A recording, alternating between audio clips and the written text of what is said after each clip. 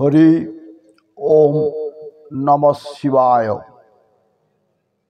আমি চাণক্য শ্লোকের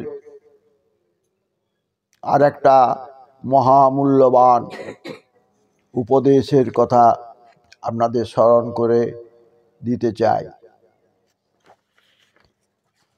তিনি এবার বিদ্যারত্ন বিষয়ে বলেছেন।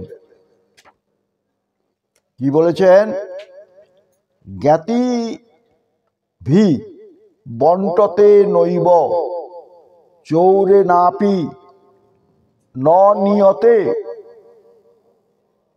দানেন ন ক্ষয়ং জাতি বিদ্যারত্ন মহাধনম। আবার বলছি, জ্ঞাতিভি বন্টতে নৈব চৌরে নাপি ন নিয়তে দানেন ন ক্ষয়ং জাতি বিদ্যারত্নং মহাধনম। কি সুন্দর কথা মহামতি চাণক্য তার শ্লোকের মাধ্যমে, তার নীতিকথার মাধ্যমে তিনি মানুষের মধ্যে প্রচার করেছেন। এই কথার অর্থ হল বিদ্যারত্ন এমনই মূল্যবান রত্ন বা ধন, যে ধন জ্ঞাতি স্বজন ভাই বন্ধু তারা এর ভাগ দাবি করতে পারে না। আপনি যদি বিদ্বান হন জ্ঞানী হন, তাহলে আপনার এই স্বজনরা আপনার এই জ্ঞানকে কেড়ে নিতে পারবে না। চোরেরা এই বিদ্যারূপ মহারত্নকে চুরি করতেও পারবে না। চোরেরা কি পারবে? চোরেরা আপনার ঘরের যা কিছু এই ধনরত্ন আছে, যা কিছু আছে টাকা পয়সা, সেগুলো নিয়ে তারা চলে যাবে। কিন্তু আপনি যে জ্ঞান অর্জন করছেন, সেই মহারত্ন জ্ঞানকে কি চোরেরা চুরি করতে পারে? কখনোই পারে না।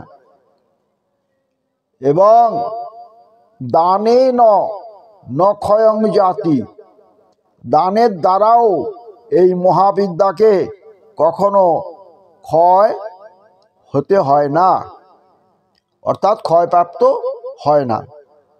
আপনি বিদ্যা দান করলেন কাউকে, তো তাহলে কি আপনার জ্ঞান কমে গেল? না, এরা মহাবিদ্যা, একে চুরি করা যায় না, একে দান করলেও ক্ষয় হয় না। বরং বিদ্যাবান আরো বেশি শক্তিশালী হন, বিদ্যা বলের বৃদ্ধি পায়। কি চমৎকার কথা মহামতি চাণক্য বলে গেছেন। আজও আমার মতে এটা অকাট্য বলে মনে হয়। আপনাদের কি মনে হয় সেটা অতি অবশ্যই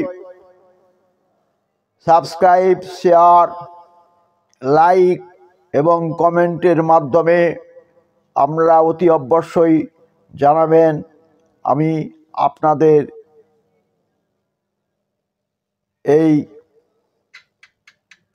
কিছু করার জন্য অতি আশায় রইলাম।